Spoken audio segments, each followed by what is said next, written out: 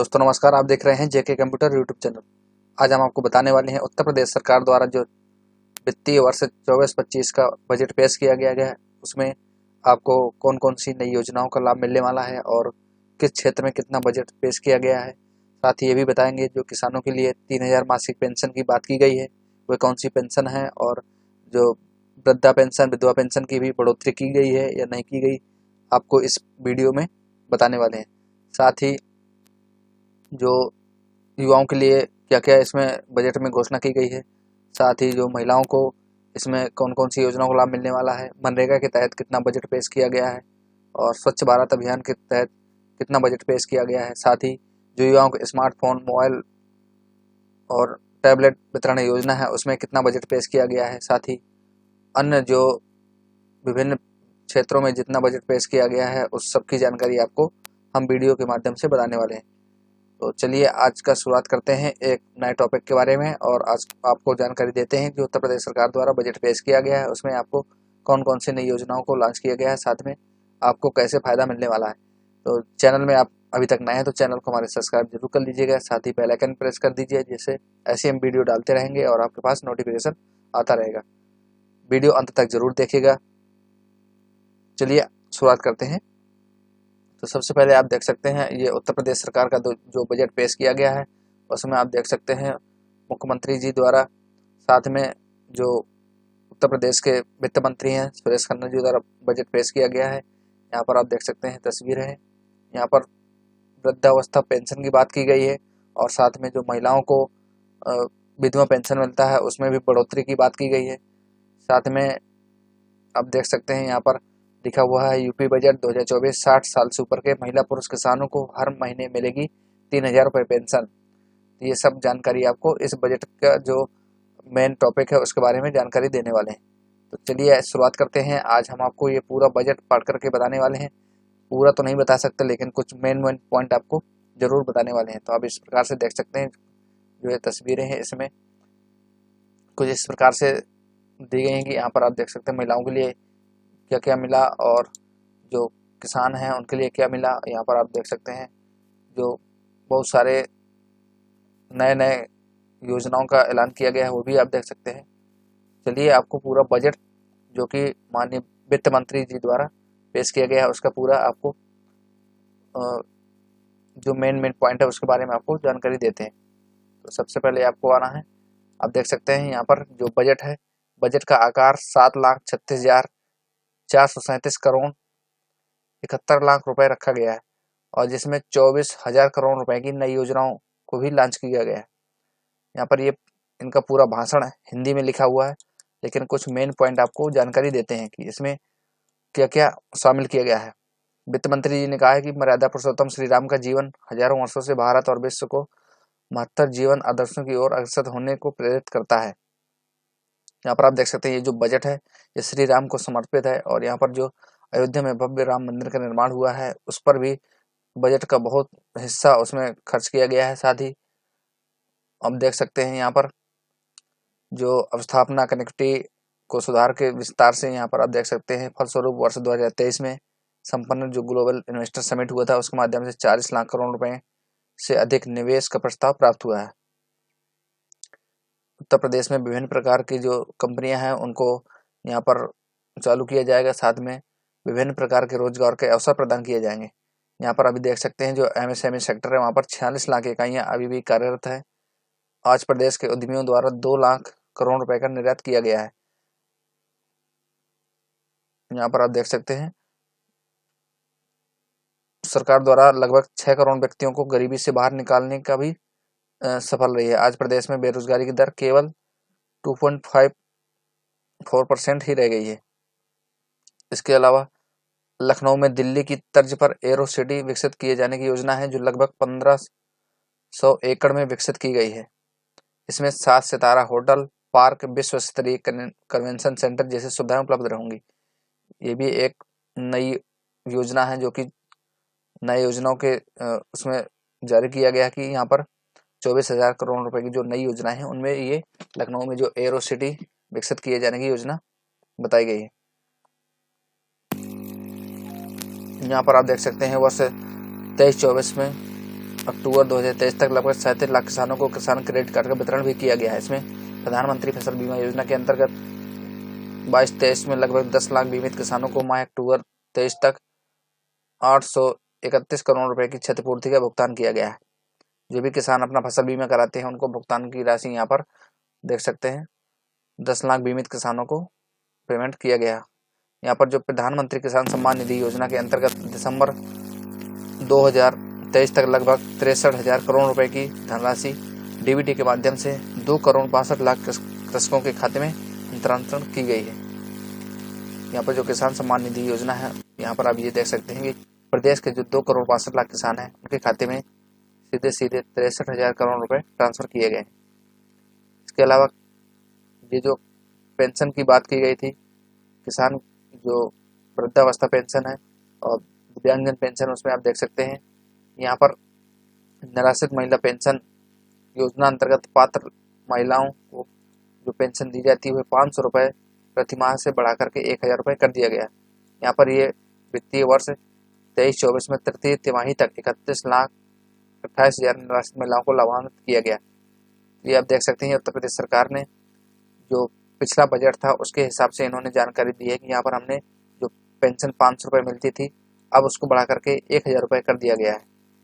और यहाँ पर जो लाभार्थियों की संख्या है 31,28,000 महिलाओं को लाभान्वित किया। इसके साथ ही मुख्यमंत्री कन्या सुमंगला योजना के अंतर्गत पात्र बालिकाओं को 6 विभिन्न श्रेणियों में कुल 15,000 रुपये की सहायता प्रदान की जा रही थी, लेकिन इस वर्ष जो नया वित्तीय वर्ष है इसमें 15,000 से बढ़ा करके 25,000 रुपये कर दिया गया है। और इसके अलावा महिला किसान सशक्तिकरण योजना के अंतर्गत 24-25 में 200 उत्पादक समूह का गठन करके तकनीकी सहयोग प्रदान किया जाएगा। इसके अलावा उत्तर प्रदेश रानी लक्ष्मीबाई महिला एवं बाल सम्मान कोष के अंतर्गत जघन्य अपराधों में पीड़ित महिलाओं को एवं बालिकाओं को कोष के अंतर्गत 1 लाख रुपए से 10 लाख रुपए तक की आर्थिक क्षतिपूर्ति प्रदान किए जाने की व्यवस्था है। पहले यह धनराशि 1 लाख रुपए थी, जिसको बढ़ाकर के 10 लाख रुपए कर दिया गया है। और इसके अलावा आप देख सकते हैं जो प्रदेश के 117 विकास खंडों में 124 ग्रामीण स्टेडियम मल्टीपर्पज हॉल का निर्माण किया गया है। जो भी ग्राम पंचायतें आती हैं उनमें 177 विकास खंडों के अंतर्गत 124 ग्रामीण स्टेडियम का निर्माण किया गया है। प्रदेश की ग्राम पंचायतों में 53,800 युवक मंगल दल एवं 51,300 महिला मंगल दलों का गठन किया गया है। इसके अलावा कर्नाटक में जो 12 से 16 जनवरी 2023 तक आयोजित 26वें राष्ट्रीय युवा महोत्सव में उत्तर प्रदेश के लोकगीत के कलाकारों की जो टीम थी उन्होंने प्रथम स्थान प्राप्त कर स्वर्ण पदक जीता था। और यहाँ पर आप देख सकते हैं जो रोजगार के संबंध में जो जानकारी दी गई है, जो बजट में घोषणा की गई है, यहाँ पर आप देख सकते हैं एमएसएमई सेक्टर में मुख्यमंत्री युवा स्वरोजगार योजना के अंतर्गत अब तक 22,389 लाभार्थियों को लाभान्वित करते हुए 1,69,112 रोजगार सृजित किए गए हैं। इसके अलावा महात्मा गांधी नरेगा योजना अंतर्गत वित्तीय वर्ष 23-24 में 28 करोड़ 68 लाख मानव दिवस सृजित किए गए हैं। साथ में 75,24,000 श्रमिकों को रोजगार प्रदान किया गया तथा वित्तीय वर्ष 24-25 में 33 करोड़ मानव दिवस का सृजन किए जाने का लक्ष्य रखा गया है। इसके अलावा मुख्यमंत्री ग्रामीण रोजगार सृजन योजना अंतर्गत अक्टूबर माह 2023 तक 408 लाभार्थियों को 1854.88 लाख पूंजीगत निवेश ऋण, साथ में 7,418 लोगों को रोजगार उपलब्ध कराया गया। इसके अलावा उत्तर प्रदेश सरकार की जो सामाजिक सुरक्षा योजना है, इसमें जो वृद्धावस्था पेंशन प्रदेश के लगभग 55 लाख वरिष्ठ नागरिकों को वृद्धावस्था पेंशन के रूप में 1,000 रुपये प्रति माह की दर से प्रदान की जा रही है। यहाँ पर जो समाज कल्याण की योजना है, यहाँ पर आप देख सकते हैं जो सभी वर्ग की पुत्रियों की शादी अनुदान हेतु मुख्यमंत्री सामूहिक विवाह का आयोजन किया जाता है, जिसमें 51,000 रुपये अनुदान की व्यवस्था की गई है। वित्तीय वर्ष 22-23 में इतने जोड़ों का यहाँ पर विवाह संपन्न कराते हुए 510 करोड़ रुपए का व्यय किया गया है। इसके अलावा जो श्रम विभाग की योजनाएं हैं उनमें आप देख सकते हैं भारत सरकार द्वारा निर्मित ई श्रम पोर्टल पर उत्तर प्रदेश के लगभग 8.32 करोड़ कामगारों को पंजीकरण हुआ है, जो देश में सर्वाधिक है।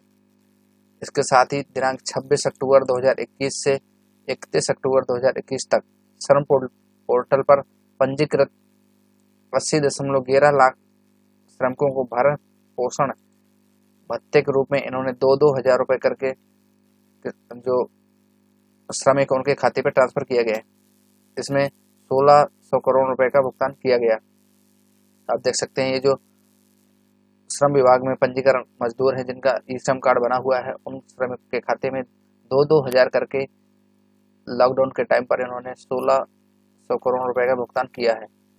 और इसके अलावा जो श्रम विभाग की योजना है, निर्माण कामगार मृत्यु विकलांगता सहायता एवं अक्षमता योजना को एकीकृत करते हुए इन्होंने निर्माण कार्य अंत्येष्टि सहायता योजना को एक साथ में जोड़ करके निर्माण कामगार मृत्यु एवं दिव्यांगता सहायता योजना कर दिया है।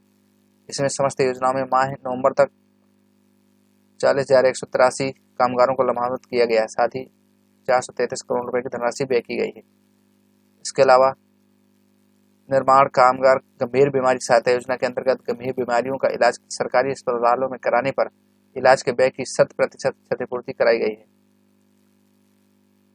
तो ये एक श्रम विभाग की योजनाएं का जो बजट है वो बताया गया। इसके आता है वित्तीय विभाग में आप देख सकते हैं प्रदेश की जनता को वर्तमान में बैंकों की 19,705 शाखाएं के माध्यम से जो बैंक मित्र है 2,58,544 बैंक मित्रों के माध्यम से एवं BC सखी तथा 17,852 M-ATM के माध्यम से बैंकिंग सुविधाएं उपलब्ध कराई गई।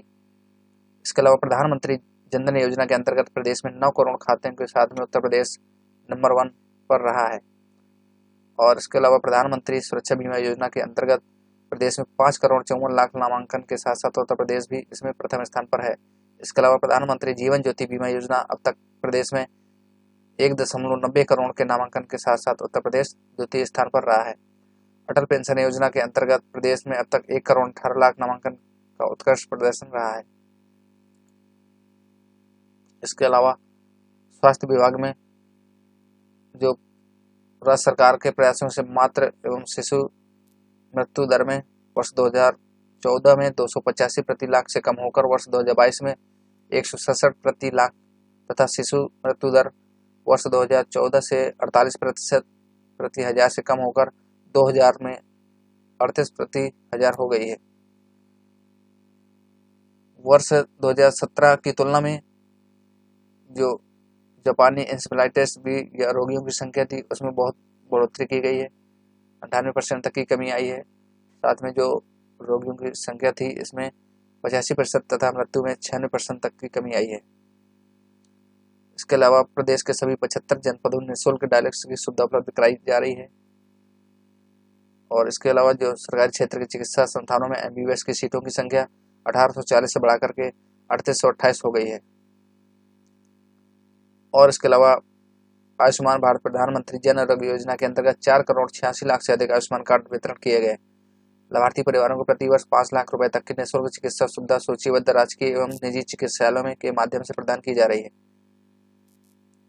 इसके अलावा मुख्यमंत्री योगी आदित्यनाथ के कार्यकाल वर्ष में 2017 के अध्यावधि अर्थात 7 वर्ष से कम अवधि में 1,61,962 व्यक्तियों को चिकित्सा सहायता हेतु 2765 करोड़ रुपए स्वीकृत किए जा चुके हैं, जो अपने आप में एक कीर्तिमान है। ये रहा स्वास्थ्य विभाग का। इसके अलावा आता है कानून आप देख सकते हैं यहाँ पर इन्होंने सरकार प्रदेशवासियों को अपराध एवं भयमुक्त वातावरण देकर रामराज की संकल्पना को साकार करने में पूरी सफल रही है। इसके अलावा विविध त्योहारों एवं यूपी ग्लोबल समिट आयोजन 2023 आजादी का अमृत महोत्सव G20 सम्मेलन क्रिकेट विश्व कप 23 जैसे बेहद आयोजनों को शांतिपूर्व एवं सुरक्षित ढंग से संपन्न कराया गया। इसके अलावा अयोध्या में भगवान श्री राम के प्राण प्रतिष्ठा समारोह में किए गए प्रबंधों की सराहना देश दुनिया के आए अतिथियों ने देखी। इसके अलावा जो ऑपरेशन त्रिनेत्र के अंतर्गत 8,54,634 CCTV कैमरों का अधिष्ठापन किया गया, जो कि ग्राम पंचायतों की हर एक ग्राम पंचायत में स्थापित किए गए। इसके अलावा पुलिस विभाग में आप देख सकते हैं 17 से 24 के बीच में 1,55,830 भर्तियां तथा 1,41,866 पदोन्नति की गई है। और इसके अलावा कुछ मेन पॉइंट आप देख सकते हैं यहाँ पर प्रधानमंत्री मातृ वंदना योजना हेतु वित्तीय वर्ष 2024-25 में 322 करोड़ रुपए की बजट की व्यवस्था प्रस्तावित है। चिकित्सा में आप देख सकते हैं यहाँ पर नए जो मेडिकल कॉलेज हैं उसमें 65 मेडिकल कॉलेज हैं, इसमें 35 राज्य सरकार एवं 30 निजी क्षेत्र द्वारा संचालित किए जा रहे हैं। आयुष्मान भारत योजना के अंतर्गत आप देख सकते हैं 1600 हेल्थ एंड वेलनेस सेंटर की स्थापना की गई है और 1035 राजकीय आयुर्वेदिक, होम्योपैथी एवं यूनानी चिकित्साओं को हेल्थ वेलनेस सेक्टर में परिवर्तन किया गया है। प्रदेश के विभिन्न जनपदों में वर्तमान में 2110 आयुर्वेदिक, 254 यूनानी एवं 1585 होम्योपैथी चिकित्सालयों के साथ ही 8 आयुर्वेदिक, 2 यूनानी तथा 9 होम्योपैथी कॉलेज एवं उनसे संबंधित चिकित्सालय क्रियाशील हैं। इस प्रकार से आप देख सकते हैं बुंदेलखंड क्षेत्र में नए औद्योगिक विकास प्राधिकरण का गठन किया गया है और जिसके अंतर्गत नोएडा और ग्रेटर नोएडा के अनुरूप बुंदेलखंड क्षेत्र में औद्योगिक, वाणिज्यिक एवं आवासीय टाउनशिप विकसित करने की योजना बनाई गई है। तो यह एक बुंदेलखंड के लिए नई योजना है जो कि इसको विकसित करने के लिए, जैसे कि नोएडा और ग्रेटर नोएडा के अनुसार जो बुंदेलखंड है वहाँ पर इसको विकसित किया जाएगा।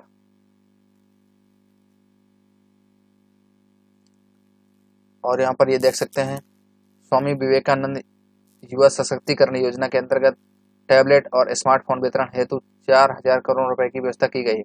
वर्तमान में 25 लाख से अधिक टैबलेट स्मार्टफोन बांटे गए हैं। यह प्रक्रिया अभी भी गतिमान है। और इसके अलावा गंगा एक्सप्रेसवे परियोजना हेतु 2057 करोड़ 76 लाख रुपए की व्यवस्था प्रस्तावित है, जो वर्तमान में तुलना में 2 गुने से अधिक है। और आगरा लखनऊ एक्सप्रेसवे, पूर्वांचल एक्सप्रेसवे को जोड़ते हुए नए लिंक एक्सप्रेसवे निर्माण हेतु 500 करोड़ रुपए की व्यवस्था की गई है। इसके अलावा अटल इंडस्ट्रियल इंफ्रास्ट्रक्चर मिशन हेतु 400 करोड़ रुपए की व्यवस्था की गई है।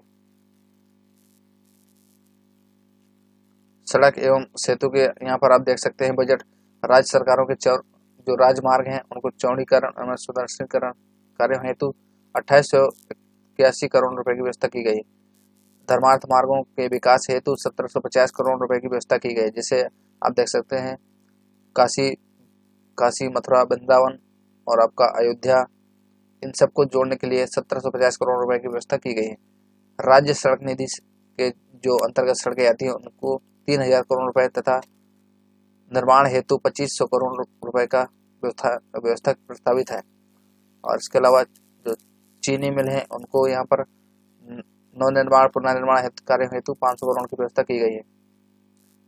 रेलवे के जो ओवरब्रिज हैं उनको बनाने के लिए यहाँ पर आप 1350 करोड़ रुपए एवं ग्रामीण सेतुओं हेतु 1500 करोड़ रुपए की व्यवस्था की गई है। शहरों एवं कस्बों में ट्रैफिक जाम की समस्या के समाधान के लिए शहरों में फ्लाईओवर आदि के निर्माण हेतु 1000 करोड़ रुपए की व्यवस्था प्रस्तावित की गई है। यहाँ पर आप देख सकते हैं सिंचाई एवं जल संसाधन विभाग में भी काफी जो बजट है उसमें ऐलान किया गया है। यहाँ पर 1100 करोड़ रुपए की व्यवस्था की गई है। नलकूपों जो किसानों को मुफ्त में पानी की व्यवस्था हेतु नहरों एवं सरकारी नलकूपों से किसानों को मुफ्त पानी की व्यवस्था हेतु 1100 करोड़ रुपए की व्यवस्था की गई है। इसके साथ नमामि गंगे एवं ग्रामीण जलापूर्ति योजना के अंतर्गत जल जीवन मिशन योजना है उसमें 2200 करोड़ रुपए की व्यवस्था की गई है, जिसमें 2000 करोड़ रुपए की धनराशि अनुक्षण मद हेतु है। इसके अलावा मुख्यमंत्री लघु सिंचाई योजना हेतु 1020 करोड़ रुपए की व्यवस्था की गई है।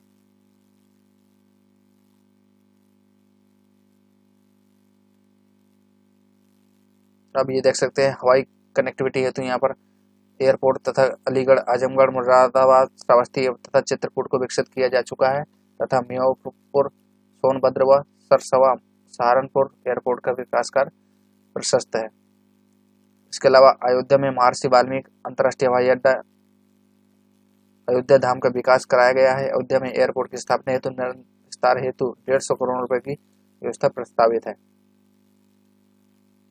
ऊर्जा के क्षेत्र में आप यहाँ देख सकते हैं जो प्रधानमंत्री सहज हर घर सौभाग्य योजना चल रही थी उसमें निःशुल्क कनेक्शन के लिए ग्रामीण परिवारों को 50 रुपए की 10 मासिक किस्तों में बिजली कनेक्शन देने की सुविधा दी गई है। इस योजना में 62.18 लाख इच्छुक घरों को विद्युत संयोजन किया गया है। इसके अलावा और जो पीएम कुसुम योजना के अंतर्गत बजट के 100 करोड़ रुपए की व्यवस्था की गई है यहाँ पर सोलर एनर्जी के लिए। और यहाँ पर जो आवास एवं शहरी नियोजन के अंतर्गत जो भी बजट दिया गया है यहाँ पर आप देख सकते हैं। मुख्यमंत्री शहरी विस्तारीकरण एवं नए शहर प्रोत्साहन हेतु यहाँ पर जो टाउनशिप बनाए जाएंगे उनके विकास के लिए 3000 करोड़ रुपए की व्यवस्था प्रस्तावित है। Delhi Ghaziabad Meerut corridor regional rapid transit system परियोजना में उत्तर प्रदेश के अंश के रूप में 914 करोड़ रुपए की व्यवस्था की गई है। कानपुर मेट्रो रेल परियोजना के लिए 395 करोड़ रुपए की व्यवस्था की गई है। आगरा रेल परियोजना के लिए यहाँ पर आप देख सकते हैं 346 करोड़ रुपए की व्यवस्था की गई है। इसके अलावा अयोध्या के सर्वांगीण विकास हेतु 100 करोड़ रुपए की व्यवस्था अलग से की गई है। यहाँ पर प्रधानमंत्री आवास योजना जो शहरी के अंतर्गत वर्ष 2007 से 17 तक प्रदेश में मात्र 2.51 लाख मकान निर्मित किए गए थे, जबकि 17 से अधीनस्थ उत्तर प्रदेश में लगभग 17,65,000 जो अधिक लाभार्थियों को कुल लगभग 35,236 करोड़ रुपए की अधिक धनराशि डीबीटी के माध्यम से हस्तांतरित की गई है। योजना हेतु लगभग 3938 करोड़ रुपए की व्यवस्था प्रस्तावित है। अभी भी जिन लाभार्थियों को योजना का लाभ नहीं मिला है प्रधानमंत्री आवास योजना का, उनका भी आप देख सकते हैं यहाँ पर जो बजट है उसकी घोषणा की गई। यहाँ पर 3948 करोड़ रुपए की घोषणा प्रस्तावित है यहाँ पर। और यहाँ पर वर्ष 2021 से प्रारंभ की गई अमृत 2 योजना को 4500 करोड़ रुपए की व्यवस्था यहाँ पर प्रस्तावित की गई है। जो महाकुंभ मेला 2025 में लगने वाला है यहाँ पर उसकी भी व्यवस्था की गई है। आप देख सकते हैं यात्रियों की सुविधा के लिए 2500 करोड़ रुपए की व्यवस्था की गई है। और भी राज्य स्मार्ट सिटी योजना के अंतर्गत 400 करोड़ रुपए की व्यवस्था की गई है। नगरीय सेवाएं स्थापना विकास की नई योजनाओं के लिए 500 करोड़ रुपए की व्यवस्था की गई है।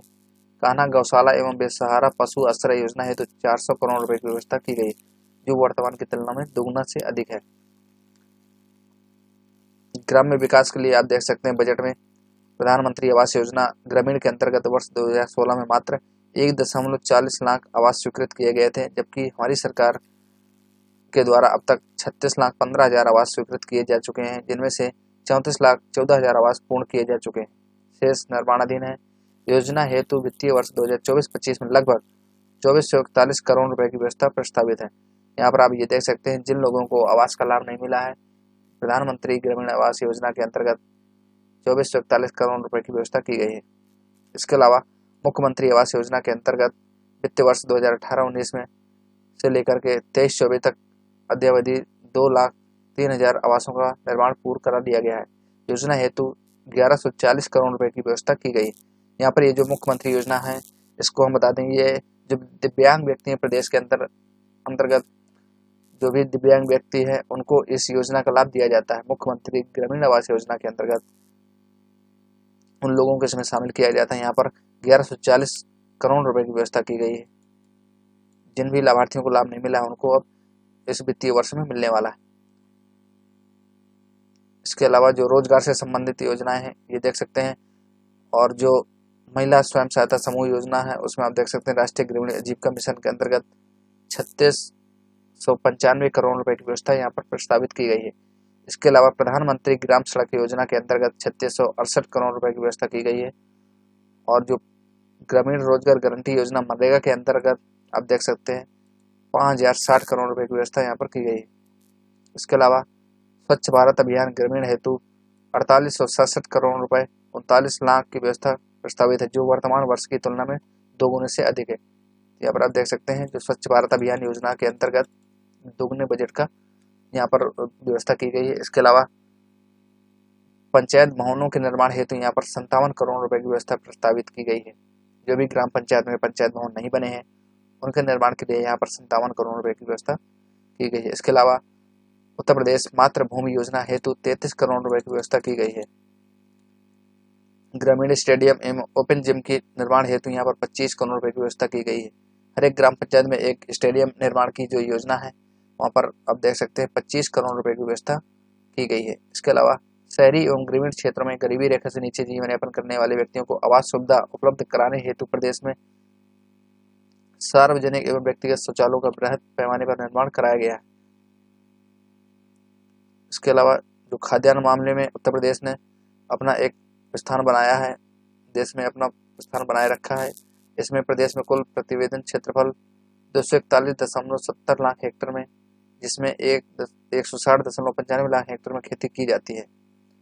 इसके अलावा यहाँ पर जो आप देख सकते हैं कृषकों के सिंचाई होती है, यहाँ पर रियायती दरों पर विद्युत आपूर्ति हेतु 2400 करोड़ रुपए की व्यवस्था की गई है, जो वर्तमान में 25% से अधिक है। इसके अलावा पीएम कुसुम योजना के अंतर्गत 449 करोड़ 45 लाख रुपए की व्यवस्था की गई है। जो भी सोलर सिस्टम है, अपने खेतों में सोलर सिस्टम स्थापित करने के लिए प्रधानमंत्री कुसुम योजना के अंतर्गत यहाँ पर सब्सिडी प्रदान की जाती है।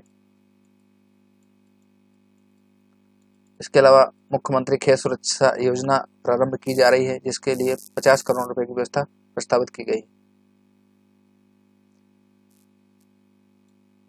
इसके अलावा आप देख सकते हैं बजट में जो गन्ना एवं विकास चीनी उद्योग के संबंध में जो बजट यहाँ पर आप देख सकते हैं, और इसके अलावा कृषि शिक्षा एवं अनुसंधान को लेकर के यहाँ बहुत सारा बजट का जो है ऐलान किया गया है। नंद बाबा दुग्ध मिशन योजना के अंतर्गत 74 करोड़ 21 लाख रुपए की व्यवस्था की गई है। पशुपालन योजना के अंतर्गत आप देख सकते हैं जनपद गोरखपुर एवं भदोही में पशु चिकित्सा महाविद्यालयों की स्थापना हेतु 100 करोड़ रुपए की व्यवस्था यहाँ पर की गई है। इसके अलावा मत्स्य योजना जो चल रही है, प्रधानमंत्री मत्स्य संपदा योजना के अंतर्गत एक्वा पार्क के निर्माण हेतु नई योजना हेतु 190 करोड़ रुपए की व्यवस्था की गई है। यहाँ पर आप ये भी देख सकते हैं प्रधानमंत्री मत्स्य संपदा योजना के अंतर्गत पुरुष एवं महिला लाभार्थियों को आच्छादित किए जाने हेतु कुल 310 करोड़ रुपए की व्यवस्था की गई है। और इसके अलावा खाद्य विभाग का भी आप देख सकते हैं खाद्य एवं रसद में क्या क्या मिला हुआ है। इसके अलावा प्रधानमंत्री उज्ज्वला योजना के अंतर्गत जो गैस सिलेंडर वितरण का योजना थी, यहाँ पर आप देख सकते हैं 56 लाख से अधिक महिलाओं को निःशुल्क गैस सिलेंडर वितरित किए गए तथा अन्य योजना पूर्ति हेतु 17,661 करोड़ 60 लाख रुपए की व्यवस्था की गई है। इसके अलावा निःशुल्क खाद्यान्न एवं उज्ज्वला योजना के लाभार्थियों को निःशुल्क एलपीजी सिलेंडर रिफिल उपलब्ध कराने हेतु 2200 करोड़ रुपए की व्यवस्था की गई है। और यहाँ पर जो सूक्ष्म लघु उद्यम मध्यम विभाग है, यहाँ पर आप ये भी देख सकते हैं, यहाँ पर मुख्यमंत्री युवा उद्यमी विकास अभियान प्रारंभ किया जा रहा है, जिसके लिए 100 करोड़ 1000 करोड़ रुपए की व्यवस्था की गई। हथकरघा उद्योग है, यहाँ पर आप वस्त्र उद्योग यहाँ पर आप देख सकते हैं। ये जो पीएम मेगा इंटीग्रेटेड टेक्सटाइल एवं अपैरल योजना के अंतर्गत लखनऊ हरदोई में लगभग 1000 एकड़ क्षेत्रफल में मेगा टेक्सटाइल पार्क स्थापित किया गया है। यह पार्क टेक्सटाइल एवं परिधान क्षेत्र में 10 में से 15,000 करोड़ रुपए का निवेश आकर्षित करेगा, जिसमें लगभग 1 लाख प्रत्यक्ष और 2 लाख अप्रत्यक्ष रोजगार के अवसरों का सृजन होगा। पार्क की स्थापना हेतु 200 करोड़ रुपए की व्यवस्था की गई है। खादी एवं ग्रामोद्योग के बारे में आप देख सकते हैं, यहाँ पर प्रदेश में माटी कला के परंपरागत कारीगरों को रोजगार से जोड़ने हेतु माटी कला समन्वित विकास कार्यक्रम के लिए 11 करोड़ 25 लाख रुपए की व्यवस्था की गई है। इसके अलावा पंडित दीनदयाल ग्राम उद्योग योजना के अंतर्गत लाभार्थियों को ब्याज उत्पादन की सुविधा हेतु 3 वर्षों तक दिए जाने का प्रावधान है। योजना हेतु 14 करोड़ रुपए की व्यवस्था की गई है।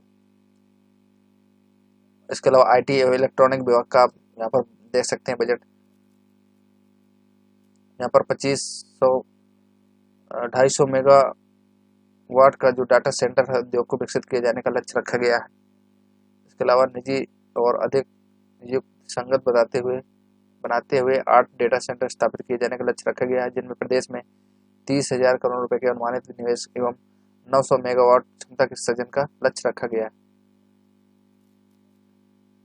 और इसके अलावा ये आप देख सकते हैं नई नीति जो रखी गई 2020 में, इसके अंतर्गत 40,000 करोड़ रुपए का निवेश आकर्षित करने का जो राज्य में 3 सेंटर ऑफ एक्सीलेंस की स्थापना किए जाने का लक्ष्य रखा गया।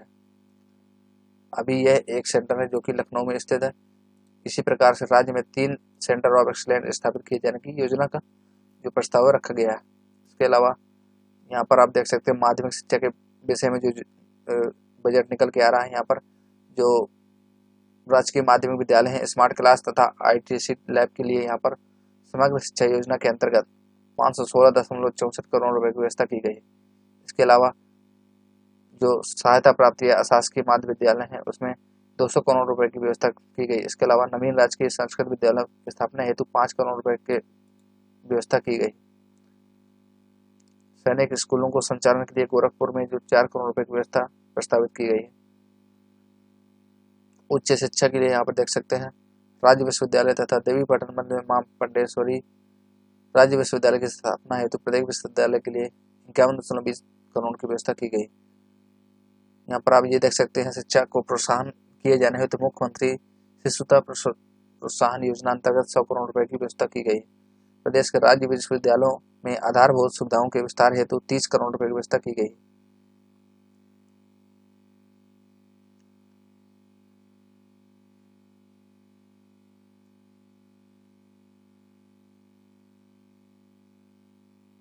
अब ये देख सकते हैं यहाँ पर इसमें जो राष्ट्रीय इलेक्ट्रॉनिक्स और सूचना प्रौद्योगिकी संस्थान के माध्यम से 12वीं उत्तीर्ण करने पर यूपी बोर्ड के प्रमाण पत्र के साथ साथ कंप्यूटर शिक्षा में प्रमाण पत्र प्रदत्त किए जाने पर बल दिया गया है। यहाँ पर जो राष्ट्रीय इलेक्ट्रॉनिक और सूचना प्रौद्योगिकी संस्थान है उसके माध्यम से जो कक्षा 12वीं उत्तीर्ण करने वाले छात्र हैं उनको 12वीं के मार्कशीट के साथ साथ कंप्यूटर का डिप्लोमा भी साथ में प्रदान किए जाने का जो योजना पर बल दिया गया है। इसके अलावा यहाँ पर व्यावसायिक शिक्षा के सुदृढ़ीकरण हेतु यहाँ पर कक्षा 6 से 8 तक के विद्यार्थियों को व्यवहारिक तथा वोकेशनल वेरिफिकेशन कार्यक्रम तथा माध्यमिक स्तर पर वित्तीय वर्ष 2024-25 में व्यवसायिक शिक्षा योजना के सुदृढ़ीकरण हेतु विद्यालयों को हब एवं स्पोक्स मॉडल के रूप में विकसित करने हुए स्थानीय मांग एवं ODOP के अनुरूप अधिक विद्यार्थियों को जॉब रोल सेक्टर में नेशनल करिकुलम फ्रेमवर्क एवं नेशनल क्रेडिट फ्रेमवर्क के अनुसार पाठ्यक्रम संचालित किए जाने की योजना है। इसके अलावा टाटा टेक्सटाइल्स लिमिटेड की सहभागिता से प्रदेश के राजकीय क्षेत्र में 150 औद्योगिक प्रशिक्षण संस्थानों का यहाँ पर जो कार्य चल रहा है वो प्राइवेट जो ITI हैं उनको आप देख सकते हैं। यहाँ पर टाटा टेक्नोलॉजीज कंपनी के माध्यम से 150 ITI संचालित किए जाने का जो निर्णय है वो लिया गया है। इसके अलावा खेल के बारे में भी आप देख सकते हैं। खेल को बढ़ावा देते हुए यहाँ पर जो अंतर्राष्ट्रीय खिलाड़ी हों उनका मानदेय 1.5 लाख रुपए प्रतिमाह पर प्रशिक्षण हेतु आवद्ध किए जाने की व्यवस्था की गई है। धर्मार्थ कार्य के लिए आप देख सकते हैं श्री काशी विश्वनाथ मंदिर में गंगा नदी तथा तक के मार्ग के विस्तारीकरण एवं सौंदर्यीकरण हेतु पश्चात श्रद्धालुओं की संख्या में 4 से 5 गुना तक की वृद्धि हुई है। संस्कृति में आप देख सकते हैं महाकुंभ 25 के लिए यहाँ पर 100 करोड़ रुपए की व्यवस्था की गई है। इसके अलावा अंतर्राष्ट्रीय रामायण एवं वैदिक शोध संस्थान अयोध्या हेतु 10 करोड़ रुपए प्रस्तावित किए गए हैं।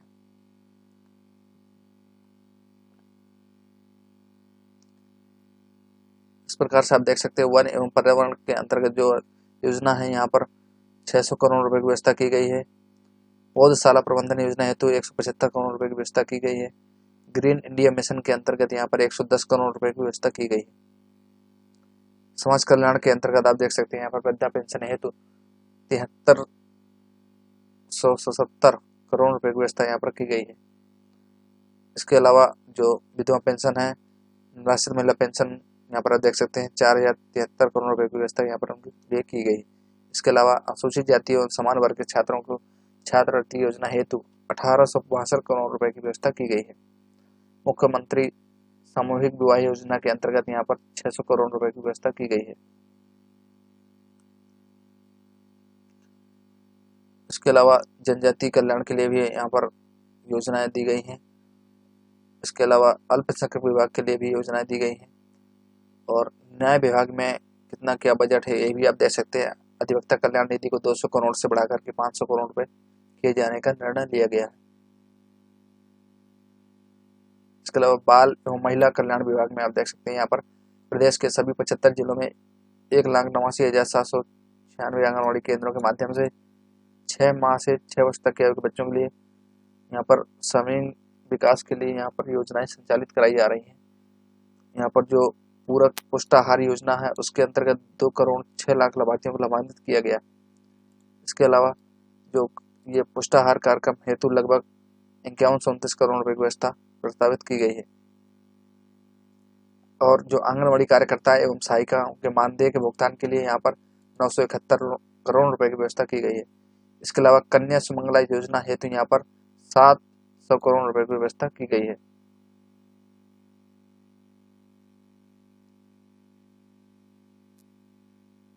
अभी श्रम विभाग में यहाँ पर संत रविदास शिक्षा सहायता योजना एवं मेधावी छात्र पुरस्कार योजना को यहाँ पर एकीकृत करते हुए एक नई योजना संत रविदास शिक्षा प्रोत्साहन योजना को लॉन्च किया गया है। इस योजना के अंतर्गत नवंबर तक 1,86,270 छात्र छात्राओं को लाभान्वित किया गया है। इसमें लगभग 58,46,00,000 रुपए की धनराशि का व्यय की गई है। इस योजना के बारे में अगर आपको अधिक जानकारी चाहिए तो आप हमें कमेंट करके बता दीजिए, हम आपको पूरी विस्तार से इस योजना के बारे में आपको जानकारी दे देंगे। इसके अलावा यहाँ पर जो श्रम विभाग के अंतर्गत कन्या विवाह सहायता योजना है उसमें भी आप देख सकते हैं पंजीकृत श्रमिक की 2 बालिकाओं को स्वजातीय विवाह की यहाँ पर आप देख सकते हैं 55,000 रुपये में, अगर अंतरजातीय विवाह प्रकरण होते हैं तो यहाँ पर 61,000 रुपये की धनराशि का प्रदान किया गया है।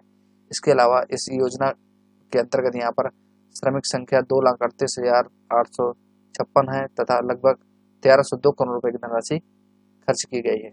इसके अलावा यहाँ पर जो श्रमिकों के बच्चों को निःशुल्क गुणवत्तापूर्ण शिक्षा के लिए यहाँ पर अटल आवासीय विद्यालय का स्थापना की गई है, जो कि लगभग 1,267 करोड़ रुपए का खर्च किया गया है यहाँ पर। इसका लोकार्पण माननीय प्रधानमंत्री जी द्वारा किया जा चुका है। वर्तमान में कक्षा 6 हेतु शैक्षणिक वर्ष 2023-24 प्रारंभ हो चुका है। इसके अलावा राजस्व विभाग में आप देख सकते हैं मुख्यमंत्री कृषक दुर्घटना कल्याण योजना के अंतर्गत 100 करोड़ रुपए की व्यवस्था की गई है। और इसके अलावा यहाँ पर आप परिवहन विभाग में देख सकते हैं जो रक्षाबंधन पर महिलाओं के लिए निःशुल्क यात्रा प्रदान की जा रही है, उसमें अभी तक यहाँ पर आप देख सकते हैं 1.3 करोड़ से अधिक महिला यात्रियों को निःशुल्क यात्रा का सुविधा प्रदान किया गया। यहाँ पर 500 करोड़ रुपए की व्यवस्था जो रेलवे बस अड्डा है उनको सुलभ कराने के लिए और यहाँ पर जो यात्री सुविधाओं को बढ़ाने के लिए यहाँ पर 500 करोड़ रुपए की व्यवस्था की गई है।